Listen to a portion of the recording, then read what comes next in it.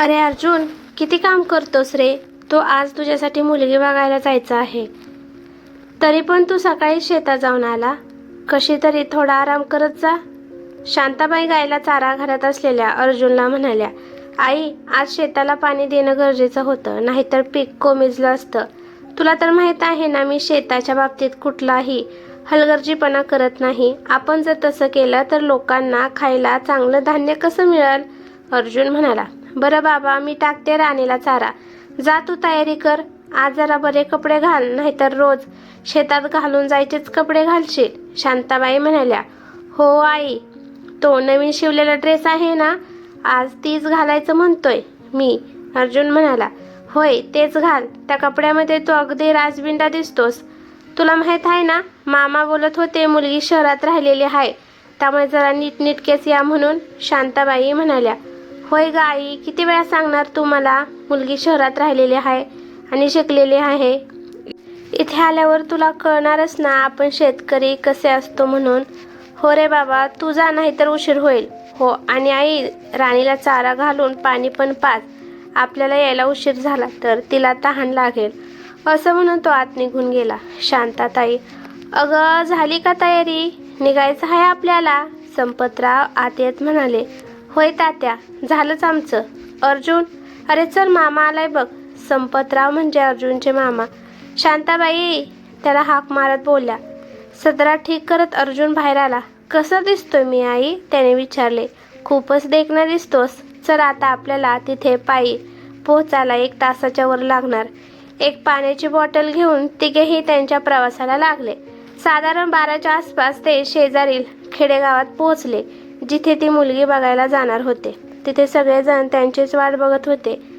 या संपतराव, आम्ही तुमचीच वाट बघत होतो, मुलीचे म्हणजे ईश्वरीचे वडील बोलले. त्यांनी बादलीत असलेल्या पाण्याने हातपाय धुतले आणि आत गेले. साधारण मातीचे 2 खोलीचे असे ते घर होते. ईश्वरी पाहुण्यांसाठी चहा आणि काही खायला घेऊन ये, ईश्वरीच्या वडिलांनी हाक मारली. तशी एक मुलगी हातात ट्रे घेऊन हळूवार चालत आली. तिने सगळ्यांना चहा नाश्ता दिला. अर्जुन तर तिला बघतच राहिला. तिच्या सौंदर्याने त्याला भुरळ घातली. तिने ट्रे खाली ठेवला आणि समोरील गादीवर खाली मान घालून बसली. संपतराव, ही आमची पोर ईश्वरी, तिचे वडील म्हणाले. पोर तर देखणी हाय आणि शहरात जाऊन शिकलेली पण हाय म्हणता तुम्ही? संपतराव म्हणाले, होय, आमची पोर लहान होती तेव्हापासून तिच्या मामाच्या घरी शहरात होती. आता लग्न करायचं म्हणून आणलं इथं, ईश्वरीचे वडील म्हणाले. पोर लहानपणापासून शहरात होती. घरकाम तर येत असतील नव? शांताबाई म्हणाल्या, होय, सर्वच येते माझ्या पोरीला. ईश्वरीची आई म्हणाली, काय रे अर्जुन, पसंत आहे का मग मुलगी? संपतरावांनी विचारले. यावर अर्जुनने लाजून खाली मान घातली. आमच्या अर्जुनबद्दल तर आम्ही तुम्हाला सगळं सांगितलंच आहे. एकटाच हाय, बाप गेल्यापासून सगळी शेती तीच बघतो आणि दरवर्षी चांगलं पीक काढतो. तुमच्या पोरीला कशाची सुद्धा कमी पडणार नाही बघा. संपतराव म्हणाले. ईश्वरीच्या आईने तिला सर्वांच्या पाया पडण्याचा इशारा केला. सांगितल्याप्रमाणे ती सर्वांच्या पाया पडली आणि अर्जुनवर एक कटाक्ष टाकून आत निघून गेले. तिच्या मागोमाग तिची आई सुद्धा आत गेली. ईश्वरी, कसा वाटला तुला मुलगा? पसंत तर आला नव? तिच्या आईने विचारले. मुलगा दिसायला तर छान आहे, पण शेतकरी असल्यामुळे माझं मन थोडं मागे पुढे करत आहे, ईश्वरी म्हणाली. अगं, तुला काय कळत नाही? आपल्या शेतकऱ्याची सर तर शहरातील मुलं काय करतील? एकटाच आहे मुलगा आणि मेहनती बी आहे. तुला काहीच कमी नाही पडणार तिथं. आता आपल्या घरी तर शेतीचा एक तुकडा नाही, पण तुझ्या नशिबाने तुला 6 एकर शेती मिळत आहे आणि ती पण समधी बागायती आहे, ईश्वरीची आई म्हणाली. ठीक आहे आई, मला पसंत आहे, ईश्वरी म्हणाली. तशी तिची आई खुश झाली आणि ती खबर द्यायला बाहेर आली. आव, आपल्या ईश्वरीला बी समजा पसंत आहे म्हटलं, ती बोलली. की तर लईच चांगली गोष्ट आहे. मग संपतराव, पक्क समजायचं का लग्न? ईश्वरीचे बाबा म्हणाले. होय होय, आमच्याकडून तर पक्कच आहे, संपतराव म्हणाले.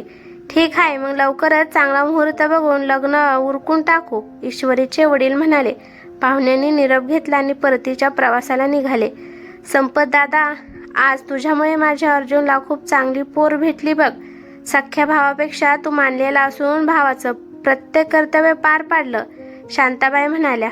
आता एकदा तेवढी सून नांदली की झालं आमच्या घरी. तू असा विचार का करतेस? आपल्या अर्जुनमध्ये काय कमी आहे जी पोर नाही नांदणार? असा पोरगा नशीबवाल्यांना जावई म्हणून मिळतो, संपतराव म्हणाले. गप्पा करतच ते संध्याकाळी गावी पोचले. अर्जुनने हातपाय धुतलं, नवे कपडे काढून रोजचे साधारण कपडे घातले आणि बाहेर आला. मी एकदा शेतात फेरफटका मारून येतो. अरे, आजच्या दिवस राहू दे. दिवसभर चालून पाय नाही दुखत का तुझे? नाही आई, यावेळेला शेतातून जनावरं घरी येतात आणि आपल्या शेताला कंपाऊंड नाही, त्यामुळे लगेच घुसतात सगळी, नासाळी होते पिकाची. मी जाऊन येतो, तू कर आराम, असं म्हणून तो निघून गेला. पुढच्या महिन्यात ईश्वरी आणि अर्जुनचं लग्न लागलं. लग्नाच्या दिवशी अर्जुन तिला घ्यायला बैलगाडी घेऊन गेला होता, त्यामुळे ईश्वरी थोडी नाराज झाली होती. पण दुसऱ्या दिवशी तिच्या आईने तिला समजावून सांगितले, त्यामुळे तिने ते मनातून काढून टाकलं. अर्जुनचं एक घर तसं खूप बरं बांधलेलं होतं. कौलाच्या छान 4 खोल्या होत्या, त्यामुळे ईश्वरीला घराबद्दल काहीही तक्रार नव्हती. दोघांच्याही हातून पूजा झाली आणि आज होती त्यांची लग्नानंतरची पहिली रात्री. फुलांनी सजवलेल्या पलंगावर ईश्वरी बसलेली होती. तेवढ्यात हळूच दरवाजा उघडून तो आत आला. त्याने दरवाजा बंद केला आणि तिच्याजवळ जाऊन बसला. तुला मी पसंत तर आहे नवं? त्याने विचारलं. यावर ईश्वरीने फक्त मान हलवून होकार दिला. तुला माहीत आहे का, आधी आमच्या घरात संडास नव्हतं, पण तू शहरात राहिलेली आहे, त्यामुळे तुला बाहेर जायची सवय नसेल, म्हणून आम्ही आपलं लग्न पक्क झाल्यावर तुझ्यासाठी बनवून घेतलं, अर्जुन म्हणाला. तसं ईश्वरीचं तोंड पडलं. लग्नाच्या पहिल्या रात्री कोण या गप्पा करतं का? ती मनातच म्हणाली. हे बघ ईश्वरी, मी एक साधारण शेतकरी मुलगा आहे. माझी तुझ्याकडून फक्त एवढीच अपेक्षा आहे की तू माझ्या आईला आणि आपलं घर सांभाळावं. मी शेतात गेल्यावर तू मागून माझ्यासाठी भाकरी घेऊन यावं. त्या बदल्यात मी तुला काहीच कमी पडू देणार नाही. तू मागशील ते देईल मी तुला. मला माहीत आहे तू शहरात राहिलेली आहे, त्यामुळे तुला शेतातील काम येत नसतील. तू काळजी नको करू, तू घर सांभाळलं तरी बस आहे माझ्यासाठी, अर्जुन हे ईश्वरीला म्हणाला. आता ईश्वरी त्याच्या बोलण्याला वैतागली होती. मी झोपू का? मला झोप येत आहे, ती बोलली. आजची रात्र झोपायची असती वय? आज तर आपण प्रेमाच्या गप्पा करू. तू काही तुझ्याबद्दल सांग, मी काही माझ्याबद्दल सांगतो. तुला काय आवडते ते सगळं सांग मला, असं म्हणून अर्जुनने तिला मिठीत घेतले. दुसऱ्या दिवशी सकाळी शांताबाई उठल्या. त्यांनी घरापुढे सडा टाकला, रांगोळी काढली, देवपूजा केली आणि चहा टाकला. आई, चहा दे मला. आत्ता शेतातून आलेल्या अर्जुनने त्यांना हाक मारली. तू शेतात गेला होता? त्यांनी चहाचा कप त्याच्या हातात टेकवत विचारले. होय, सकाळी 5 वाजताच गेलं होतं. तुला माहीत नाही का, आज लाईट सकाळीच असल्याने पिकाला पाणी देणं गरजेचं होतं. त्याने चहा घेतला आणि इकडे तिकडे नजर फिरवली. ईश्वरी नाही उठली का अजून? त्याने विचारले. नाही, सुनबाई अजून झोपलेलीच आहे. झोपू दे तिला, सवय नसेल लवकर उठायची आपल्यासारखी. आता हळूहळू सर्व शिकेल ती, शांताबाई म्हणाल्या. शांताबाईंनी अर्जुनसोबत चहा घेतला आणि स्वयंपाकाला लागल्या.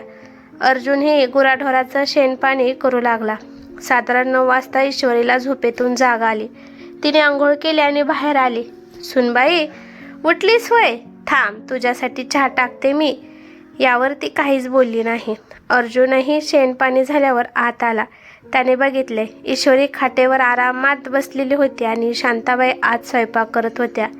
ईश्वरी, आईला मदत कर स्वयंपाकात, तो म्हणाला. त्यासाठी आधी तुम्ही गॅस आणा. मला चुलीवर करायची सवय नाही, फू, कारण मला नाही जमणार आणि किती धूर जातो डोळ्यात, ईश्वरी म्हणाली. बरं, मी बघतो उद्या शहरात जाऊन, पण तू करून बघ. तुझ्या घरी तुझी आई बी चुलीवरच करत असेल नवं, अर्जुन म्हणाला. ती करत असेल, पण मी लहानपणापासून शहरात राहिलेले आहे, त्यामुळे मला सवय नाही त्याची. बरं, तू रागाला नको जाऊ, मी आणतो उद्या, असं म्हणून तो शेतात निघून गेला. सुनबाई, मी स्वयंपाक करते तर तू धुणी भांडी कर. नंतर आपण अर्जुनसाठी जेवण घेऊन जाऊ शेतात. तिकडून परत येताना भाजीसाठी शेतातून भाजीपाला पण आणू. यावर ईश्वरी काहीच न बोलता कपडे धुवायला लागली. आई ग, या दगडावर कपडे धुवून माझे हात दुखायला लागले, ती बोलली. थोड्या वेळात शांताबाईंनी भाकर बांधली आणि ईश्वरीसोबत त्या शेतात निघाल्या. माझे धनी गेल्यापासून माझा अर्जुन सर्व शेती एकटा सांभाळतो. आधी मी पण जात होती त्याच्यासोबत, पण आता माझे पाय काहीच काम करत नाही. म्हणून तो मला शेतात काहीच करू देत नाही. आता तू आले आहेस ना, त्याला थोडी मदत होईल आणि तेवढ्याच त्याच्या जीवाला आराम भेटणं. शांताबाई म्हणाल्या, तुम्हाला म्हणायचं काय आहे? त्यांच्यासोबत एवढ्या उन्हात मी पण काम करू? लहानपणापासून शेतात पायसुद्धा टाकला नाही मी. ईश्वरी ठसक्यात बोलली, बरं बरं, तुला नसेल जमत तर राहू दे. शांताबाई नमतं घेत बोलल्या. थोड्याच वेळात त्या दोघी शेतात पोहोचल्या. ईश्वरीला बघून अर्जुन खुश झाला. त्याने भाकर खाल्ली आणि परत कामाला लागला. सासू सुना घरी परतल्या. सांगितल्याप्रमाणे दुसऱ्या दिवशी तो ईश्वरीसाठी गॅस घेऊन आला आणि सोबत मोगऱ्याचा गजरा सुद्धा. त्याने त्याच्या हाताने ईश्वरीच्या केसांना तो लावला. याच्या बदल्यात एखादा सोन्याचा दागिना आणला असता तर मला बरं वाटलं असतं. ईश्वरी म्हणाली, यंदा आपल्या शेतात पीक चांगलं निघाल्यावर करू तुझ्यासाठी दागिने. अर्जुन म्हणाला. तशी ईश्वरी खुश झाली. दुसऱ्या दिवशी ती गॅसवर स्वयंपाक तर करत होती, पण फक्त रात्री, कारण सकाळी ती उठायची तोपर्यंत शांताबाईचा स्वयंपाक झालेला असायचा. असेच दिवस जाऊ लागले. शांताबाई आणि अर्जुन ईश्वरीला काहीच बोलत नव्हते. दिवसेंदिवस तिच्या मागण्या वाढत चालल्या होत्या. तिच्यासाठी अर्जुनने घरी सर्व सामान आणलं होतं. आधी गॅस, नंतर फ्रीज, कपडे धुवून तिचे हात दुखायचे, त्यामुळे वॉशिंग मशीन सुद्धा. एक दिवस दोघे त्यांच्या रूममध्ये गप्पा करत होते. अहो, तुम्हाला माहीत आहे का, आजकाल तर नवीन मोबाईल निघालेत ना, टच स्क्रीन तो मला पाहिजे. घरी राहून मला बोर होते, त्याच्यामुळे थोडा टाइमपास होत जाईल माझा. माझ्या एका मैत्रिणीचा नवरा शहरात नोकरी करतो. मी आता माहेरी गेली होती तेव्हा ती पण आली होती. तेव्हा सांगत होती ती मला तिच्या नवऱ्याने तिला घेऊन दिला आहे म्हणून. ईश्वरी 1-2 महिन्यांनी देईल घेऊन. आता जायच्या दवाखान्यात पैसे गेले. आता माझ्याकडे जास्त पैसे नाहीत, थोडे आहेत ते दवाखान्यासाठी, पाहिजेत जवळ. अर्जुन म्हणाला. तशी ईश्वरी त्याच्यापासून दूर झाली. म्हणून मला शेतकरी नवरा पाहिजे नव्हता. तुमच्यासारखे अडाणी असतातच असे. जवळ पैसा आहे तरी सुद्धा मला मोबाईल घेऊन द्यायला नाही बोलतात. तुम्हाला त्यातलं काही कळत नाही, पण मी शिकलेले आहे, मला कळते सगळे. मला उद्याच्या उद्या मोबाईल पाहिजे, नाहीतर मी माहेरी जाते. ती जवळजवळ ओरडण्याच्या स्वरातच म्हणाली. ईश्वरी, तू शांत हो, मी देतो तुला उद्या मोबाईल आणून. अर्जुन म्हणाला. पण ईश्वरीच्या बोलण्यात त्याला वाईट वाटलं होतं. शिकायची इच्छा त्याची पण होती, पण वडील गेले आणि त्याला शिक्षण सोडून शेती वागावी लागली. पण तरीही तो अडाणी नव्हता. काहीच विचार न करता ईश्वरी मला अशी कशी बोलू शकते? मी शेतकरी आहे म्हणून तिला पसंत नाही का मी? विचार करता करताच त्याला झोप लागली. दुसऱ्या दिवशी तो ईश्वरीसाठी मोबाईल घेऊन आला, ज्यामुळे तिचा त्याच्यावर असलेला राग नाहीसा झाला. ईश्वरी, उद्याच्या दिवस तू लवकर उठ आणि स्वयंपाक कर. आईची तब्येत ठीक नाही. रात्री झोपताना अर्जुन तिला म्हणाला, काय लवकर उठणं माझ्याच्याने नाही होणार. आणि नाटक करत असतील त्या, कामधंदा नाही करावा लागणार म्हणून. ईश्वरी म्हणाली. ईश्वरी, हे काय बोलते तू? आई नाटक कशाला करेल? आजपर्यंत तिने कधी तुला लवकर उठ म्हणून तुला एका शब्दानं दुखावलं नाही तिने, आणि तू डायरेक्ट तिला म्हणते की ती नाटक करत असेल? अर्जुन मोठ्याने म्हणाला. त्याचा आवाज बाहेर खाटेवर झोपलेल्या शांताबाईंनी ऐकला आणि आपल्यामुळे मुलगा आणि सून भांडत आहेत हे बघून त्यांना खूप वाईट वाटलं. दुसऱ्या दिवशी सकाळी अर्जुन उठला तर शांताबाई स्वयंपाक बनवत होत्या आणि ईश्वरी अजून झोपलेली होती. ईश्वरीचा आता हे खूप अति झाले. ईश्वरी, ईश्वरी, त्याने रूममध्ये जाऊन तिला मोठ्याने हाक मारली. तशी ती उठून बसली. तुला कालच सांगितलं होतं ना मी, उद्याच्या दिवस लवकर उठून स्वयंपाक कर. आई स्वयंपाक करत आहे आणि तू अजून झोपलेली आहेस. अर्जुन म्हणाला. ओरडू नका माझ्यावर, मी तुम्हाला कालच सांगितले होते मला लवकर उठणं जमणार नाही. ती सुद्धा आवाज चढून बोलली. त्या दोघांच्या आवाजाने शांताबाई त्यांच्या रूममध्ये आल्या. अर्जुन, अरे शांत हो, मला काही त्रास नाही, तो उगाच कशाला ओरडतोस तिला? त्यांचं भांडण मिटवण्यासाठी त्या म्हणाल्या. खरं तर सकाळपासून त्यांना चक्कर येत होती.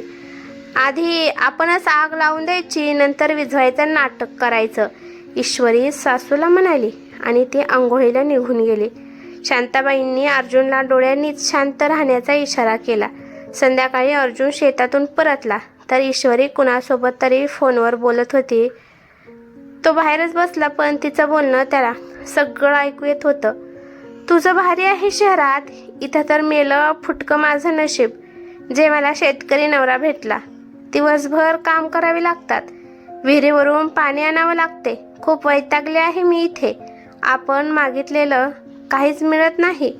तुझं नशीब खूप चांगलं आहे, तुला शहरात नोकरी करणारा नवरा मिळाला, ईश्वरी फोनवर सांगत होती. हे ऐकून अर्जुनचा पारा चढला. आपण तिच्यासाठी एवढं काही करूनही ती आपल्याबद्दल वाईटच सांगत आहे. आता मला हिच्यासोबत नाही राहायचं जोपर्यंत हिला अद्दल घडत नाही. माहेरी जाऊन दुसऱ्यांच्या शेतात खुरपायला जाईल ना, तेव्हा कळेल हिला. दुसऱ्या दिवशी सकाळीच त्याने तिला उठवलं. आता आज काय झालं? मला लवकर उठवायचं नाही, ती वाकडं तोंड करत बोलली. तू आताच तुझ्या माहेरी जात आहे, चल मी तुला सोडतो. हे काय बोलताय तुम्ही? मी कशाला जाऊ तिथे? ईश्वरी चकित होऊन म्हणाले. कारण आता मला तुझ्यासोबत नाही राहायचं. तुला जेव्हा वाटेल की तू इथे एका शेतकऱ्याची बायको म्हणून राहू शकतेस तेव्हाच परत ये, अर्जुन रागात म्हणाला. तसा ईश्वरीला धक्काच बसला. अहो हे काय? बस, मला काही ऐकून घ्यायचं नाही. तू सामान भर, मी बाहेर वाट बघतोय, असं म्हणून तो निघून गेला. थोड्या वेळाने ईश्वरी तिचं सामान घेऊन बाहेर आले. तेवढ्यात शांताबाई सुद्धा त्यांच्या रूममधून बाहेर आल्या. ईश्वरी, कुठं जात आहे तू? त्यांनी विचारले. ती तिच्या माहेरी जात आहे, मी जातोय तिला सोडायला, अर्जुन आईला म्हणाला. पण असं अचानक? शांताबाईने विचारले. ते मी तुला परत आल्यानंतर सांगतो, तू चल, अर्जुन ईश्वरीकडे बघत म्हणाला. तशी ती त्याच्या मागे चालू लागली. संध्याकाळी तो तिला सोडून परत आला. त्याने शांताबाईंना असे सांगितले. थोड्या दिवसांसाठी ती गेली आहे. इकडे ईश्वरीनेही घरी सांगितले नव्हते की अर्जुनने रागाने तिला इथं सोडले आहे. असेच 15 दिवस निघून गेले. ईश्वरी, तुला तर आमची परिस्थिती माहीत आहे ना, रोजच कमावतो आणि तेवढ्यातच खातो. आता तू आले आहेस तर आमचा खर्च वाढला आहे. आता उन्हाळ्याच्या सुट्ट्या आहेत तर तुझे भाऊ बहीण आमच्यासोबत शेतात येतात. तू जावई बापूंना बोलवून त्यांच्यासोबत निघून जा, नाहीतर आमच्यासोबत उद्यापासून शेतात चल, तिची आई बोलली. तशी ती विचारात पडली. कारण अर्जुनने तिला घ्यायला यायला स्पष्ट नकार दिला होता आणि स्वतः तिथे जाणं हे याने तिचा इगो हर्ट झाला असता. त्यामुळे दुसऱ्या दिवशी तिने घरच्यांसोबत शेतात जाण्याचं ठरवलं. तिथे उन्हात पूर्ण दिवस काम करून संध्याकाळी थकून ती घरी आली आणि तिच्या आईने तिला स्वयंपाकात मदत करायला सांगितली. आता तिला तिच्या घराची खूप आठवण आली. लग्नानंतर अर्जुनने तिला एकदाही शेतात नेलं नव्हतं. नाही, तिच्याकडून शांताबाईने घरातील जास्त काम करून घेतले होते. दुसऱ्या दिवशी ती सकाळीच उठून परत शेतात जाऊ लागली. तीच रस्त्यात तिला तिची मैत्रीण भेटली. तिचं लग्न शहरात नोकरी करणाऱ्या मुलासोबत झालं होतं. लतिका, कशी आहेस तू? ईश्वरीने विचारले. काय सांगू ईश्वरी, तुला माझ्या नवऱ्याची नोकरी गेली, त्यामुळे त्यांना दारूचं व्यसन लागलं. ते रोज मला मारहाण करू लागले. कर्ज काढून त्यांनी मला घरातील वस्तू घेऊन दिल्या होत्या. ते कर्ज भरण्यासाठी मी रोज कामाला जाऊ लागले. पण माझा नवरा कुठे जात नव्हता. घरी राहून फक्त दिवसभर दारू प्यायचा आणि पैसे नाही दिले तर मला मारहाण करायचा. त्यामुळे मी इथे निघून आले. तुझं खूप छान आहे ना, ना नोकरी जाण्याचं टेन्शन ना काही. शेती आहे तेवढीच राहणार. आमच्यासारखं दुसऱ्यांच्या हाताखाली काम तरी करावं लागत नाही.